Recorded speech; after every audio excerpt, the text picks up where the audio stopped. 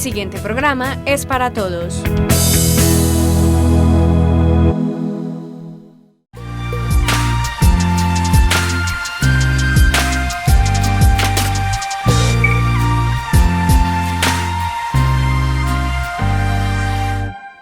Televidentes, bienvenidos a una nueva entrega de Signos Vitales. Hoy vamos a hablar un poquitico de dos temas que a todos nos han afectado, que incluso nos afectan a jóvenes, adultos, a todo tipo de población. Vamos a hablar entonces del dolor, o mejor, los dolores de espalda y también un poquitico de ese dolor de rodilla. Vamos a hablar entonces de las causas, los tratamientos y por supuesto lo más importante aquí que siempre es la prevención. Para eso entonces nos acompaña el doctor Santiago Grisales Botero. Él es médico ortopedista de la ciudad de Medellín, a quien le damos la cordial bienvenida a este espacio. Muchas gracias, Mariana, muchas gracias al canal, un cordial saludo a toda nuestra teleaudiencia y esperamos de pronto resolver dudas y dejar algunas bases claras sobre una patología tan frecuente como es el dolor lumbar. Eventualmente, y si el tiempo nos lo permite, podemos al final del espacio hablar sobre lo que sería problemas de rodilla en sí, pero estamos dispuestos. Adelante, Mariana. Claro que sí, doctor. Bueno, inicio entonces con un dato que usted acaba de mencionar sobre la lumbalgia, doctor, y es que según la Sociedad Española de Reumatología, pues se estima que el 85% de la población va a sufrir al menos un episodio de esos a lo largo de su vida, pero hablamos de lumbalgia y no sabemos bien si es el dolor en la espalda, aquí abajo, en el medio, en el cuello. ¿De qué hablamos, doctor, cuando hablamos precisamente de esto? Muy bien, para hablar de lumbalgia como tal, vamos a hacer una aclaración y quiero de pronto entrar un poquito en lo que es la conformación de la columna vertebral. Tenemos una columna vertebral que nos va a unir de cabeza a cintura y va pasando por diferentes segmentos, 7 segmentos cervicales, 12 segmentos dorsales o torácicos, 5 segmentos lumbares y el final que es la columna sacroiliaca, que es una fusión anatómica de todas estas vértebras. Esa diferenciación de la columna o de las vértebras en sí es importante en la génesis de estas molestias, de estas dolencias, de estos dolores, en este caso el dolor lumbar, que es el que nos atañe. Tenemos así entonces que la columna cervical, las vértebras de nuestro cuello, tienen una movilidad en todos los planos. Hacen flexo-extensión de la cabeza, hacen rotaciones de la cabeza y hacen lateralizaciones de la cabeza. Y digamos, doctor, que ahí, por ejemplo, se concentra como gran parte del día, como el trabajo de precisamente esta partecita, ¿no? Está como escribiendo, está... Sí, entonces, gracias a esa movilidad, la parte, dijimos que eran 7 segmentos, la parte más alta está relativamente protegida porque es móvil. Pero la parte más inferior, de la quinta, sexta hacia abajo, y en el empate, en el empalme contra las vértebras torácicas, es donde se concentran todas estas cargas mecánicas y es otra fuente de dolor de origen muscular, por tensión, por mala posición, por mala altura del teclado, por una mala posición al sentarnos y demás. Pero bueno, eso ya lo dejamos. Siguiendo con la parte anatómica, las vértebras dorsales no tienen en realidad mucha movilidad como tal, sino que hacen parte de una estructura, junto con las costillas, de protección de órganos vitales como corazón y pulmones. Entonces, no las vamos a tener en cuenta, realmente no son una fuente de dolor o de problemas.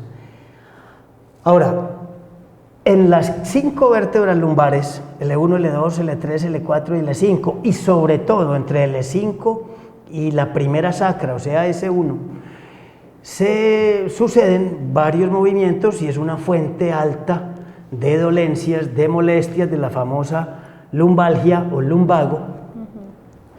Y básicamente el diseño anatómico de estas vértebras está para hacer una flexión del tronco.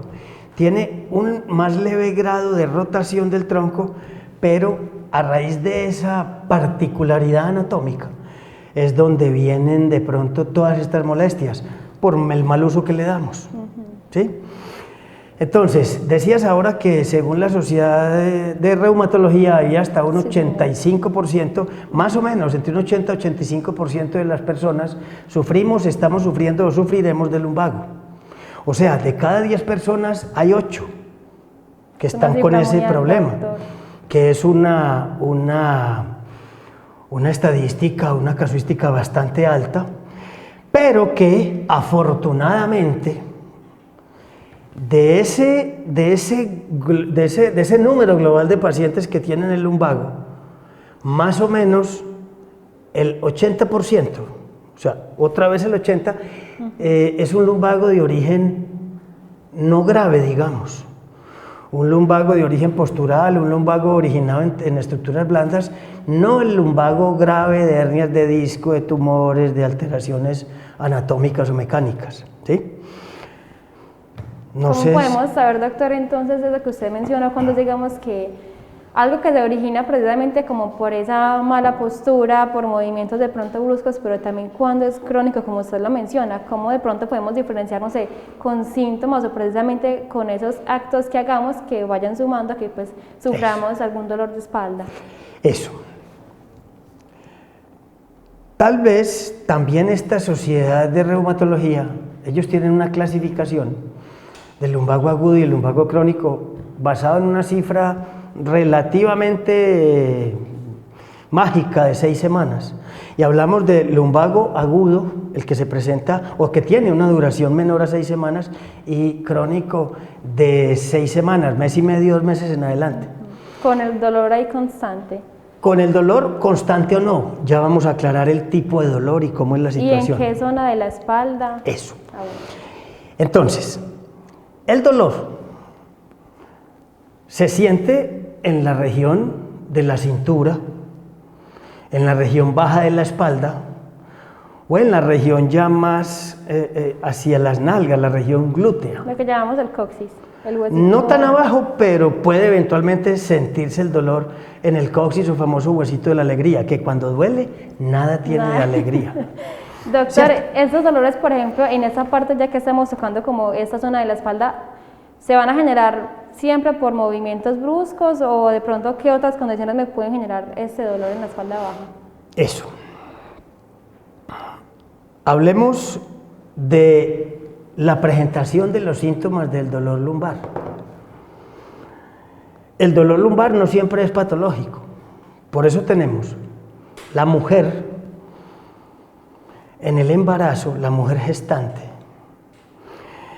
al final del embarazo, en los últimos 3-4 meses, y creo que lo han percibido todas nuestras mujeres que han estado en embarazo, van sufriendo unos cambios anatómicos en su cuerpo que va a generar dolor. Estos cambios anatómicos están relacionados, primero, con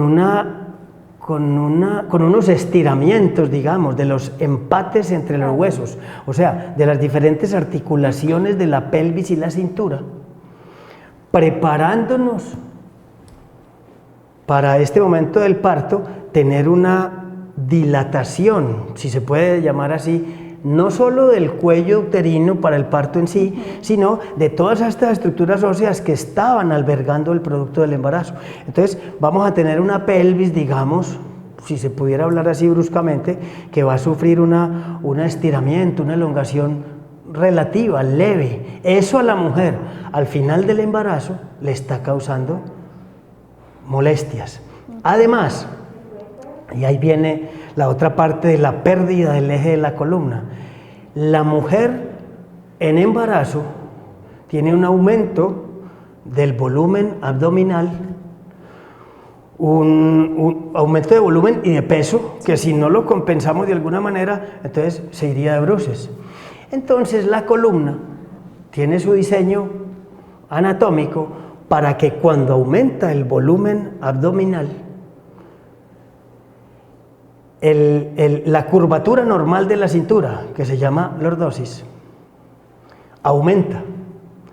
Entonces, al aumentar esa curvatura de la cintura, va a aumentar la presión en las vértebras en la parte posterior, esto generando dolor, un dolor incómodo, molesto, constante o no, porque ahí sí depende, y en ese sentido, hablando de las futuras madres, tenemos algunas posiciones y algunos ejercicios, sobre todo de lado, tratando de hacer una flexión profunda de rodillas o algo. Entonces, ya que hablamos de que este dolor lumbar, digamos, natural, entre comillas, vamos a pasar, y ahí tenemos algunos puntos de la explicación para el dolor lumbar patológico, y es que, básicamente, el paciente con unos débiles músculos abdominales, con un abdomen prominente, que entonces tenemos que sufrir esta misma curvatura que compensa la carga del cuerpo, de la cintura, de la columna, lo que va a generar el dolor lumbar. ¿Sí? Ese dolor se puede sentir como un cansancio continuo o intermitente. O sea, lo continuo o lo intermitente de la presentación del dolor no nos está hablando realmente de la gravedad. Nos está hablando a nosotros como médicos de pronto que estamos alertas en el examen físico, en el interrogatorio del paciente, de pronto a ir orientando hacia ciertos diagnósticos, pero no es una causa para que nuestra audiencia comprenda lo continuo o no continuo no es gravedad, no es índice de gravedad, ¿sí? Aparte de ese dolor o de esa molestia, uno siente, y en la medida que se va haciendo más crónico, se va sintiendo un ardor, una quemadura, un entumecimiento, alteraciones a nivel superficial en la piel que nos están reflejando qué está pasando adentro. Y lo que está pasando adentro es relativamente sencillo, y vimos que el 80% más o menos de los dolores lumbares son de origen muscular. Entonces, ese músculo, y todos hemos sentido un calambre en una práctica deportiva, en algún movimiento fuerte, un calambre en el brazo, antebrazo o muslos, que se siente un dolor agudo como una chuzada y después se siente el hormigueo, el entumecimiento. Igual vamos a sentir en la cintura, solo que los músculos de un muslo, de un brazo, son unos músculos grandes, de mayor tamaño, que nos hacen tirar al suelo, revolcarnos del dolor. Estos músculos de la cintura son como unos pequeños músculos que están actuando uno superpuesto al otro para dar los diferentes movimientos, y va dando ese dolor que no es tan severo, pero es la molestia casi que continua. Listo, doctor. ¿Sí? Vamos a hacer entonces una pausa en el tema para ir a la primera tanda institucional del día, y ya regresamos hablando entonces de esta patología en signos vitales.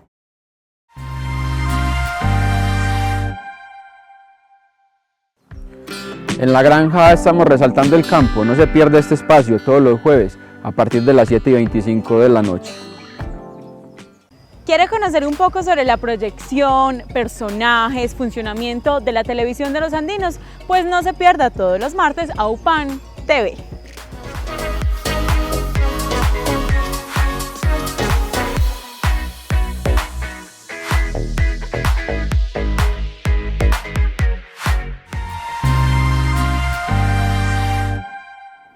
Televidentes, gracias por continuar conectados con este espacio de salud. Recordemos que hoy estamos hablando de esos dolores de espalda, y que también vamos a estar hablando de dolor de rodilla, un poco también de la mano del médico ortopedista Santiago Grisales. Bueno, doctor, continuamos entonces hablando, ya hablamos un poquitico como de esas causas, de esos tipos de dolores de espalda, y en sí como de su origen y diferentes circunstancias también en las que se puede manifestar el dolor.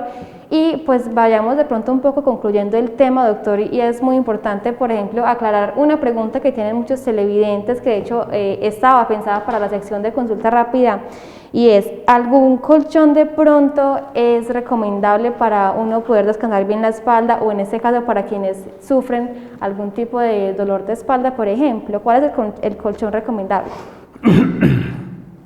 A ver, vamos de pronto, Mariana, a terminar un poquitico sobre las causas de ese dolor lumbar, para que pasemos de inmediato a hacer un compendio como el tratamiento de esta patología. Claro que sí. Entonces, hablábamos de la mujer en embarazo, pero no se nos puede quedar por fuera la principal causa, que es el mal manejo que hacemos todos de nuestra cintura. El mal manejo que hacemos tanto al dormir, y ahora hablamos del colchón, pero más que la superficie para dormir, la forma y la posición que adoptamos para dormir.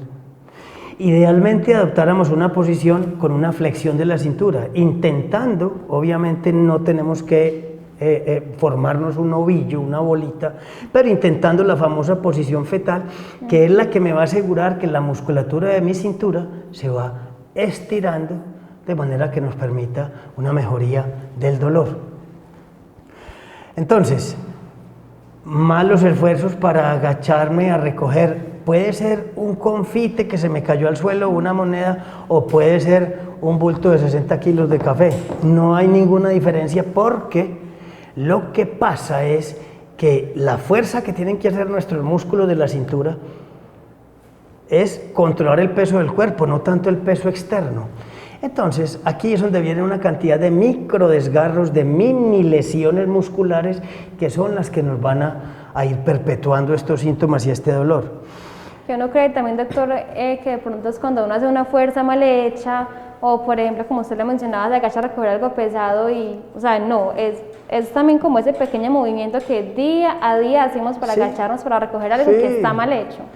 O aún la posición que vamos a adoptar para sentarnos frente a un computador, para sentarnos frente a un escritorio, en que vamos a tener unas posiciones anormales en las que los músculos son los que están llevando la peor parte, porque son los que tienen que sostener todo este bloque, todo ese morro de huesos. Entonces, a raíz del conocimiento de esta génesis o de esta causal del dolor, es que vamos a pasar a hacer el manejo o el tratamiento. ¿Sí? Entonces, yo diría que el tratamiento, y tú lo puntualizabas ahora, el tratamiento lo podemos hacer tanto preventivo, que es muy importante, un tratamiento como de entrenamiento, y un tratamiento terapéutico, que ya sería lo que ya compete a nosotros como parte médica. ¿Sí? Pero entonces, en esta parte de prevención, tenemos que tener, y hay una frase que a mí me gusta utilizar, que es la higiene lumbar. Que también tiene que ver un poquitico con esa higiene postural que llaman. Higiene postural o higiene lumbar, ¿sí?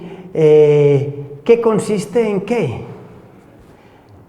Mediante, ahora que tenemos la amplia ventana del internet, vamos a estudiar posiciones adecuadas para agacharme, así sea cosas tan sencillas como para sentarme o levantarme del sanitario, cosas tan sencillas como sentarme en una silla bajita, o cómo es la forma en que me debo acostar o recostar en una cama o en un sofá. Entonces, eso sería esa parte preventiva.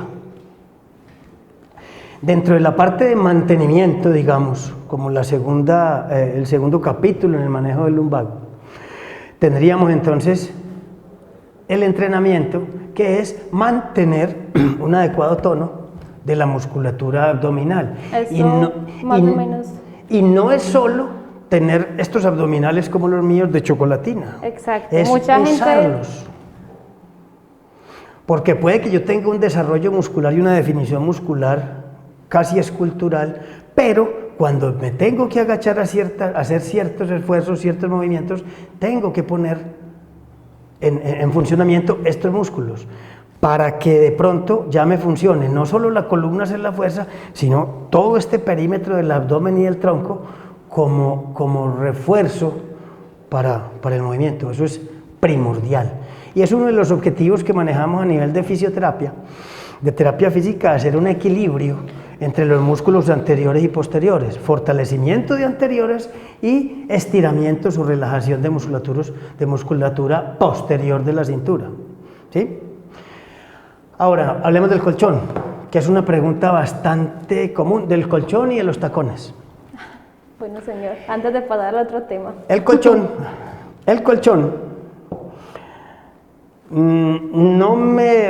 no realmente que sea lo duro o lo blando, lo importante. Yo diría, lo que yo necesito al acostarme en una cama es lograr relajarme. Si yo me acuesto en esta superficie dura y me logro relajar aquí, este es mi colchón.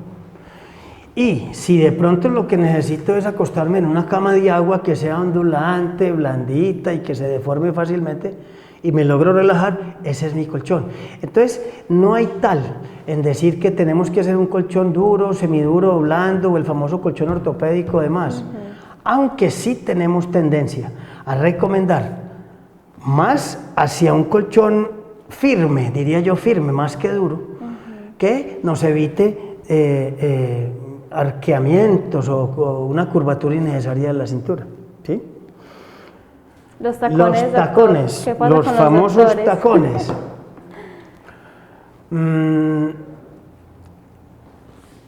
El ser humano tiene un diseño para caminar descalzo con el pie plano. Sobre esa base ya está alineada o estructurados unos ejes de carga de las rodillas, de las caderas, de la cintura, de los hombros y el cuello. Entonces, usar tacones, ¿qué ocurre? Usar los tacones empina a la mujer o al hombre que le guste usarlos, eleva la estatura y eso socialmente es muy llamativo.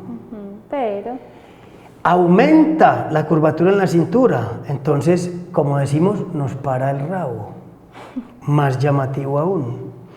Esto a expensas de que haya una carga en las vértebras o en los componentes que sienten dolor, que sufren dolor en las vértebras y en los músculos de la cintura. y más, doctor, perdón, le interrumpo, cuando son de tacones altos, 15, 20 centímetros, que es como el esfuerzo de mantener entonces esta posición y pues también como mantener firme el pie, digamos que eso también influye en que se perjudique más la parte de la espalda. Claro, claro. Realmente no es un perjuicio fijo, es un perjuicio temporal. Y también depende de la mujer o pues también el hombre de qué tan recurrente sea para utilizar tacones. Porque sí. hay mujeres que diariamente, o sea, literalmente cocinan, lavan la casa de tacones. O sea, el usar los tacones no es tan grave. Si yo mantengo, devolviéndonos en los 3 puntos de tratamiento, al punto medio del entrenamiento. Yo uso mis tacones, pero estoy en un entrenamiento de que mantengo estiradas mis estructuras plantares, mis estructuras de la pierna y mis estructuras, sobre todo mis estructuras posteriores en la cintura. Eso de pronto me va a permitir usar los tacones, no es que vamos a proscribir el uso de tacones, ni más faltaba. Listo. Pero entonces algo así. Hacerlo con cuidado y también ir haciendo masajes como al pie para no sufrir una lesión de pronto mayor a corto o largo plazo. Puede ser útil. Bueno, doctor, ya se nos va acabando un poquitico el tiempo y pues es importante dar a conocer la sección en donde nuestros televidentes pues mandan sus inquietudes. Vamos a hablar entonces en este punto de esos dolores o lesiones en la rodilla, pero para dar precisamente inicio a este tema vamos a conocer las preguntas que tenemos en consulta rápida. Esa es la primera del día. Hola, soy Alejandra y mi pregunta para el especialista es, ¿qué analgésicos son mejores? Es decir, ¿cuáles recomiendan para esas lesiones en la rodilla? Bueno, con respecto a las lesiones de rodilla, hay que aclarar que la rodilla tiene ligamentos externos y ligamentos internos. Por lo general, los esguinces de rodilla se dan en los ligamentos externos, que se llaman los colaterales medial y lateral. No hay un tiempo estricto que nos diga que se va a curar en 4 semanas, 6 semanas, 8 semanas. Influye cuánto se demoró en consultar, influye qué severidad o qué clasificación de esguince. Los clasificamos grados 1, 2 y 3 según la severidad. Y uno asume que más o menos en 8 semanas, de 2 a 3 meses, hay una mejoría. Por lo menos debe haber un reintegro laboral, con ciertas restricciones y en un programa de fortalecimiento muscular, que en último término es el músculo quien le va a ayudar al ligamento a ejercer la función de estabilizar la rodilla. Listo, doctor, muy bien, entonces le contestamos la pregunta al televidente. Vamos con la última pregunta en consulta rápida, que también tiene que ver con este tema de rodilla. Hola, mi nombre es Lina y quiero saber si puedo aplicarme un analgésico en gel o spray en vez de tomarme una pastilla.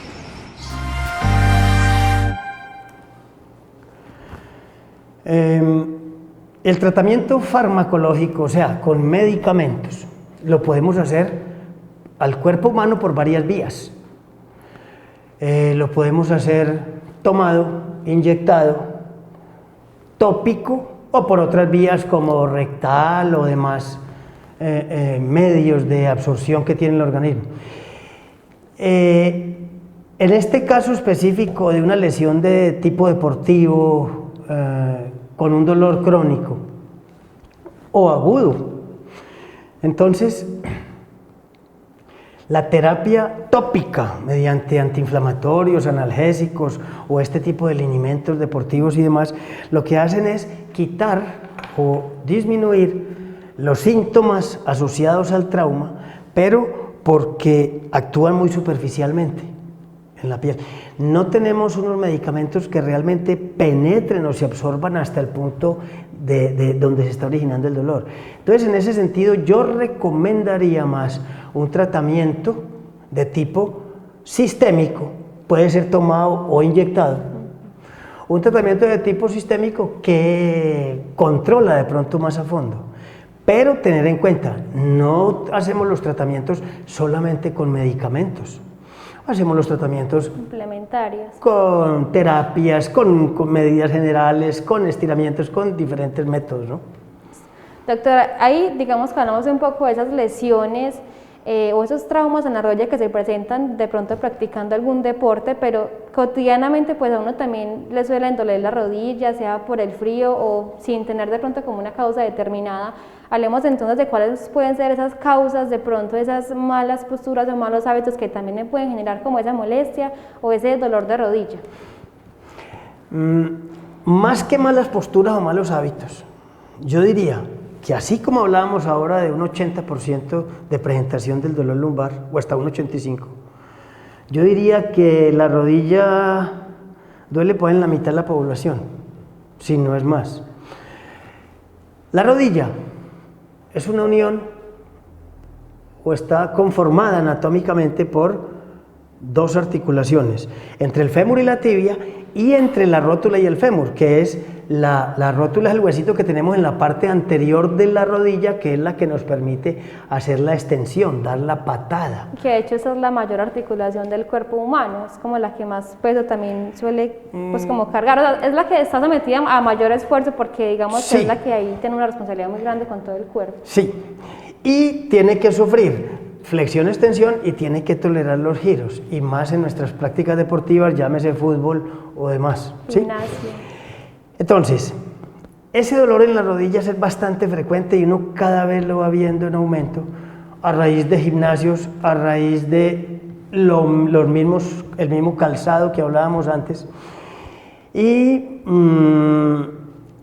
el hueso como tal tiene una película que lo tapiza, que es el cartílago articular. Todos conocemos el huesito de pollo, que en la punta tiene una película como de una cera, una esperma, que es la que nos va a garantizar un movimiento con baja fricción. Por los años o por los traumas o por un imbalance en los músculos, esta película de cera se va tornando irregular y va produciendo, ella como tal no duele, pero el hueso que hay inmediatamente debajo tiene unas terminaciones nerviosas que son bastante sensibles y es una causa importante de dolor.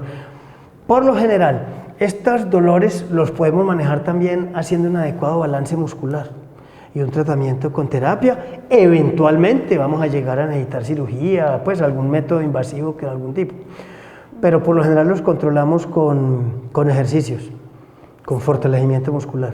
Bueno, doctor, antes de cerrar este espacio vamos a conocer la última sección que también tenemos en Signos Vitales, es Cultura Médica. Vamos entonces a conocer el término para esta semana.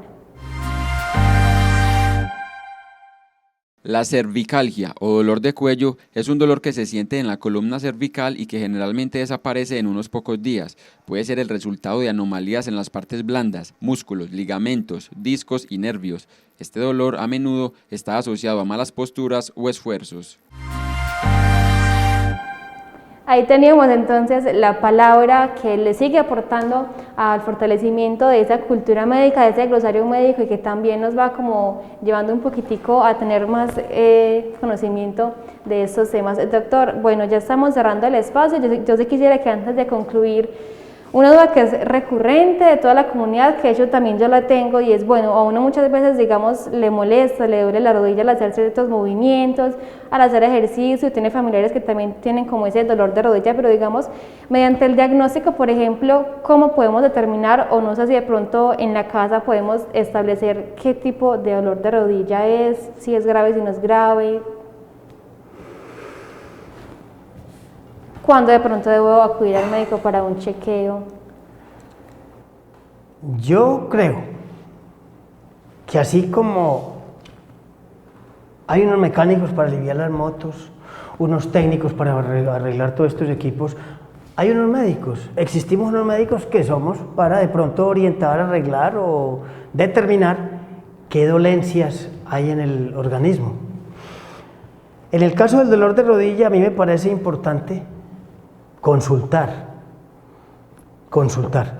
Veíamos que la gran mayoría no son lesiones graves. Consultar no significa que vamos a acabar en una sala de cirugía.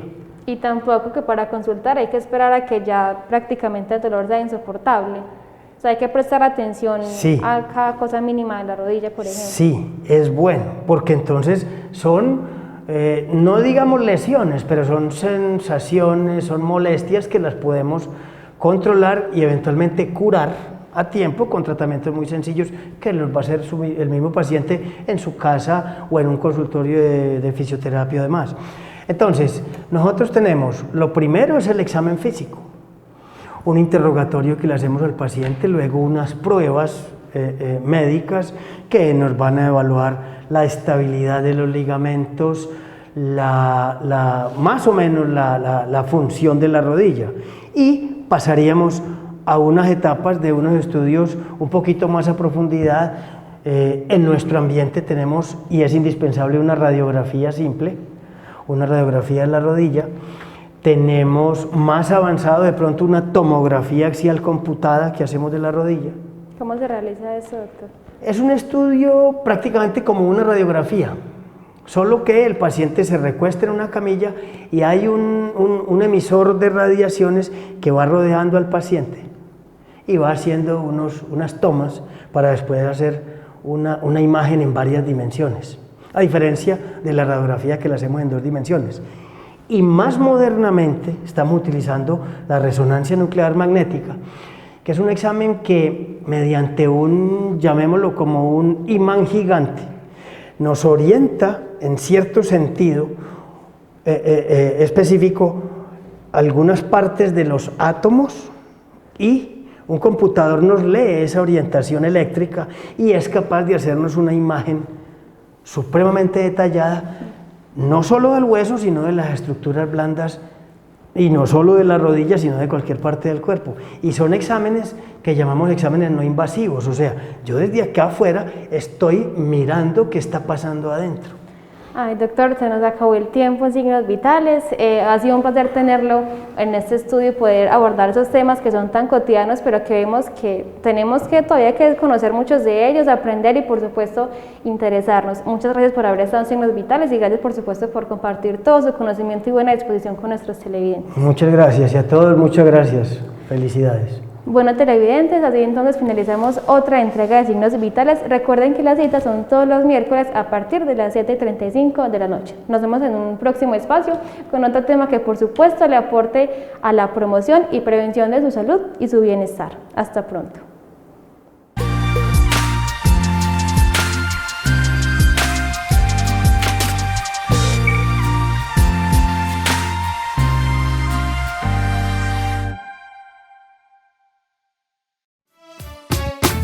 AUPAN, la televisión de los andinos.